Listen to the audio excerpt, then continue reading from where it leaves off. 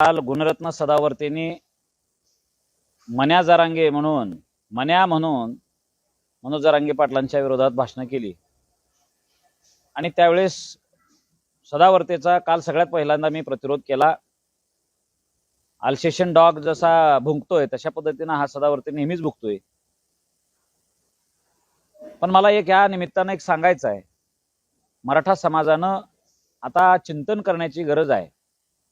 सदावर्ते सारख्या लोकांचं कधी फावतं, का फावतं, ह्या गोष्टी आपण ध्यानात घेणं गरजेचं आहे।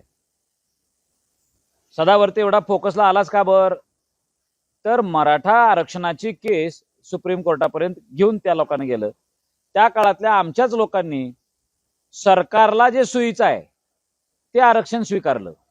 SC-BC ऍक्ट 2017 देवेंद्र फडणवीसांनी दिलेलं होतं। ते वास्तविक फक्त मराठा समाजाला सामाजिक आणि शैक्षणिक दृष्ट्या मागास ठरवलेलं होतं आणि तरी आरक्षण देताना मात्र 50% वर वेगळं काहीतरी काढून आरक्षण दिलं गेलं आणि त्यात सदावर्तेला संधी दिसली आणि सदावर्तेंनी त्या संधीचं सोनं करायचा प्रयत्न केला त्याच्या हिशोबानं आणि सदावर्तेने ती केस जिंकली सुद्धा।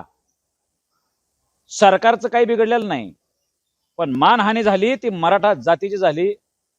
त्यावेळेला सर्वोच्च न्यायालयामध्ये ही केस सुरू असताना मी प्रत्येक हिअरिंगच्या वेळेस उपस्थित असायचो आणि सदावर्ते त्या काळात भेटायचे, तिथं आम्ही बसायचो। त्याचा पॉइंट ऑफ व्ह्यू तो कुठल्या इश्यूवर लढायला लागलाय, त्यातले काय लूप होल्स आहेत, त्यात काय उणीवा राहिलेल्या आहेत त्या कायद्यात, ह्या गोष्टी मी तिथे समजून घेतल्या होत्या। आपल्या सरकारी अधिकाऱ्यांचे सुद्धा भाषण मी ऐकले होते। मराठा समाजाला आयोग नेमून सामाजिक आणि शैक्षणिक मागास ठरवलेला असताना जर 50% वर दिलं तर त्यावेळेस एक्स्ट्रा ऑर्डिनरी सर्कमस्टन्सेस क्रिएट झालेत असं दाखवावं लागतंय आणि शासन ते मराठ्यांच्या बाबतीत दाखवू शकत नव्हतं।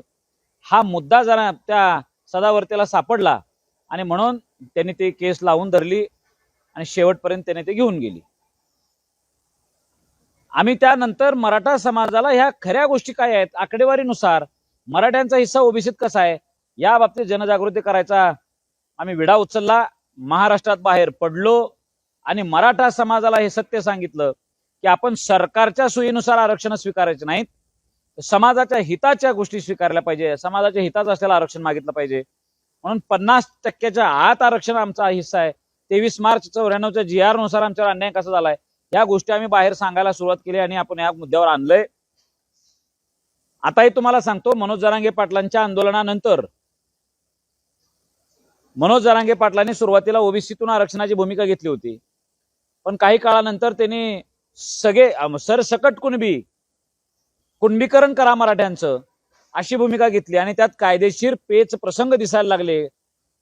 काही महिन्यानंतर आम्ही सांगत होतो की सरसकट कुणबीकरण मराठ्यांना करता येत नाही, कारण कागदोपत्री मराठा आणि कुणबी ह्या दोन वेगळे आहेत आणि न्यायालयीन व्यवस्थेमध्ये लोकशाहीमध्ये मी काय म्हणतो याला महत्व नाही व्यक्ती म्हणून, माझ्याकडे पुरावा काय ह्या गोष्टीला महत्व आहे, एव्हिडन्स काय ह्याला गोष्टीला महत्व आहे।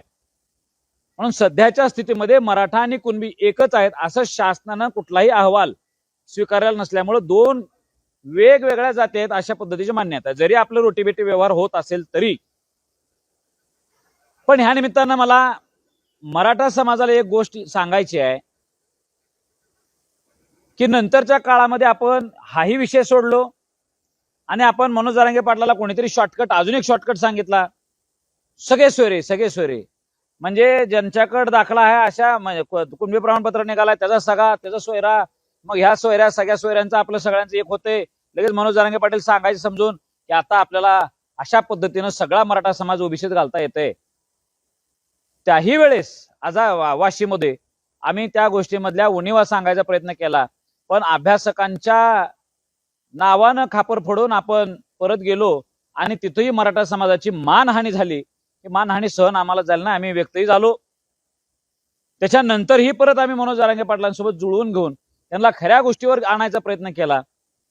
मनोज जरांगेंना अजून कोणीतरी शॉर्टकट सांगितलं की आपण हैदराबाद गॅजेटचा GR काढू। हैदराबाद गॅजेटचा GR हा विषय त्यांनी आणला। GR म्हणजे कळतंय का तुला, GR म्हणजे झालं ना, असा विषय त्यांनी आणला। आमचं असं म्हणणं आहे की कुठलाही GR हा कायद्यापेक्षा मोठा नसतो, कायद्याचा बाय प्रोडक्ट GR आहे। कायद्याला अनुसंगून जी आर काढला जातो, जी अंमलबजावणी करण्यासाठीचा प्रकार आहे. आजच्या घडीला कायद्यामध्ये मराठवाड्यातले मराठे हे कुणबी सगळेच कुणबी आहेत असं नाही. ज्याच्याकडे नोंद सापडेल तो कुणबी आहे आणि त्याला तर आरक्षण देताच येणार आहे. त्या आधीपासूनच कायदा आहे. पण ह्या जी आर नुसार सगळे मराठे आरक्षणात घालतो असं म्हटले. आता तीही उणीव लक्षात यायला लागली आहे. आझाद मैदानावर आम्ही ते सांगत होतो. परत एकदा मराठ्यांची मानहानी झाली. असे सदावर्त्यासारखे काही कोल्हे कुत्रे आपल्यावर भुकले. आपण चिडत गेलो. आझाद मैदान आम्ही सांगताना मराठा समाजाच्या लोकांचं म्हणणं होतं की हाके विरोध करायलाय, सदावर्ती विरोध करायलाय म्हणजे काहीतरी मिळाले. योगेश केदार रान हाणायला लागलेत किंवा ते शिवानंद भानुसे वेगळंच चुकीचं काहीतरी मांडायला लागलेत. अशा पद्धतीची भावना मराठ्यांमध्ये पेरली गेली. विरोधक विरोध करायलेत म्हणून आपल्याला काहीतरी मिळालंय. अरे हा तर्कच सगळ्यात चुकीचा आहे. पण आजही माझी मराठ्यांना विनंती आहे, ह्या सदावर्त्यासारख्या लोकांचं जर आपल्या विरोधात फाऊ द्यायचं नसेल तर मराठा समाजाला खऱ्या गोष्टी समजून घेणं गरजेचं आहे. सत्य काय आहे ह्याच्यावर चालणं गरजेचं आहे. सत्याचा मार्ग स्वीकारणं गरजेचं आहे. आज परवाही मी मनोज जरांगे पाटलांना अभ्यासकांच्या बैठकीत सांगायचा प्रयत्न केला की दादा, न्यायालय विचारतंय सरकारला की जर मराठ्यांना सामाजिक आणि शैक्षणिक दृष्ट्या मागास ठरवलंय तर तुम्ही त्यांना 50% आत का घालत नाही असा प्रश्न केल्यावर सरकारच्या वतीनं ऍडव्होकेट जनरल साहेबांनी सांगितलं की आम्हाला ही गोष्ट मान्य आहे, आम्ही मराठा समाजाला 50% आत घालू शकतोय, उपवर्गीकरण सुद्धा करू शकतोय, अशी शक्यता सरकारच्या वतीनं सुद्धा व्यक्त केली. ही गोष्ट मी मनोज दादांना समजावून सांगायचा प्रयत्न करत होतो की खरं मिळवण्याची वेळ परत एकदा आपल्या हातात आलेली आहे. पण मनोज दादांना काय आवडलं, ते तसलं ते राठोडचा मार्ग सांगू नका, मला उपवर्गीकरण सांगू नका. त्या दलित समाज बांधवांमध्ये जसं उपवर्गीकरणावर तसा होईल आपल्यात मराठा समाज फोडल वगैरे फोडतील असं त्यांचं म्हणणं यायला लागले. माझी गोष्ट ऐकून घेण्याच्या ऐवजी त्यांनी हा विषय प्रस्ताव झिडकारून टाकला समजून न घेता. आणि योगेश केदार बाळासाहेब भवनमध्ये बसून षडयंत्र कसं करतोय याच्यावर आजही आणि कालही त्या व्यक्तिमत्वानं बोललेला आहे. मला या गोष्टीचा अजिबात वाईट वाटत नाही. माझ्यासाठी मराठा समाज आणि मराठा समाजाची प्रतिष्ठा महत्वाची आहे. राजकारणातून त्यांनी मला बाद करायचा प्रयत्न केलाय. झालं तर झालं, आपण अजून एकदा बाद होईल. पण आज नेतृत्व त्यांच्याकडे आहे. त्यामुळं आमच्यासारख्या लोकांचं काम आहे की वेगळं काहीतरी चूल मांडण्यापेक्षा नेतृत्वाला काही गोष्टी समजावून सांगाव्यात. मराठा समाजालाही माझी विनंती आहे की तुम्ही सगळेजण मनोज जरांगे पाटलांकडे जावा आणि त्यांना समजावून सांगायचा प्रयत्न करा. आजही माझी त्यांच्याकडे जायची तयारी आहे, पण त्यांनी ते सकारात्मकतेने ऐकून घेतलं पाहिजे. का हो, सदावर्तेसारख्या लोकांचं आपण ऐकून किती दिवस घ्यायचं, किती काळ घ्यायचा. आणि हा लढा आपल्याला अर्ध्यात सोडायचा नाही आहे. हा लढा जर आपण अर्ध्यात सोडून दिला का नाही, मराठ्यांनी आशा सोडली, अपेक्षा सोडली, असं होणार आहे. आपण जिंकण्याच्या परिस्थितीत आहे, आजही आहे, शक्यता आहेत, आजही आहेत. आणि आमची लढायची तयारी सुद्धा आहे. ह्या लोकांच्या प्रत्येकांची मतं खोडून टाकण्याची ताकद आपल्यात आहे, मराठा समाजात आहे. तेवढे विद्वान लोक आपल्यात आहेत. पण विद्वानांची कदर करायला मनोज जरांगे पाटलांनी शिकलं पाहिजे, समाजाने शिकलं पाहिजे. एखाद्या माणसावर फुलांची उधळण नाही झाली म्हणून त्याची लायकी काहीच नाही असं जर काही समाजातल्या तरुणांना पोरांना टोळक्याला वाटत असेल तर ही गोष्ट तुमच्या आमच्या घातक आहे, तुमच्या आमच्यासाठी घातक आहे. सगळ्यांनी समजून घ्या. विद्वानम सर्वत्र पूज्यते. विद्वानांची कदर करणं आपल्याला आलं पाहिजे. नाहीतर अशा येड्या माणसांचं फावते. एवढंच मला या प्रसंगी सांगायचं आहे.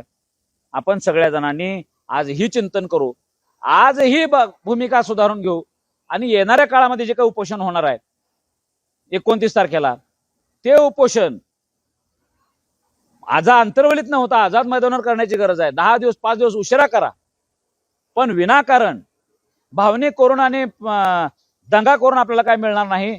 आपल्याला कायद्यानुसार वाटचाल करावं लागणार आहे. एकच लाईन ठेवायला मनोज जरांगेला काही हरकत नसावी, त्यांनी म्हणजे ठेवूच नाही. 50% आतच ही आरक्षणाची भूमिका त्यांनी मांडावी. कसं मिळतंय हे सांगणारे माणसं आजही तयार आहेत, आमच्यासारखे पण तयार आहेत. पण उगा विनाकारण आम्हाला 58 लाख नोंदी द्या आणि त्याचे ते व्हॅलिडिटी द्या, बावनकुळ्यानं असं केला आणि त्यानं फालाने साधा त्या कोण शिरसाटने असं केला, हे दुसऱ्या जातीतल्या मंत्र्यांना टार्गेट केल्यावर परत ओबीसी आपल्या विरोधात उभा राहणार आहेत, परत इतर जातीचे लोक आपल्या विरोधात उभा राहणार आहेत. बातम्या होतील, एकमेकाला जिरवाजिरवीची भाषा होईल, पण मराठ्यांच्या हातात काय पडल ना ओबीसींच्या हातात काय पडल. म्हणून माझी जरांगे पाटलांना सुद्धा विनंती आहे, ह्या सगळ्या थेऱ्या बंद करा आणि आपण 50% ओबीसी आरक्षणाची मागणी करा. ओबीसी लोकांना समजावून कुठल्या भाषेत समजावायचं आहे, काय पद्धतीने समजावायचं आहे, ती भूमिका आम्ही आज घ्यायला तयार आहे. धन्यवाद. महाराष्ट्रातील ताज्या बातम्यांसाठी बघत रहा टाइम्स टुडे 18 न्यूज. सोबतच शेअर करा, सबस्क्राईब करा आणि बेल आयकॉन प्रेस करा.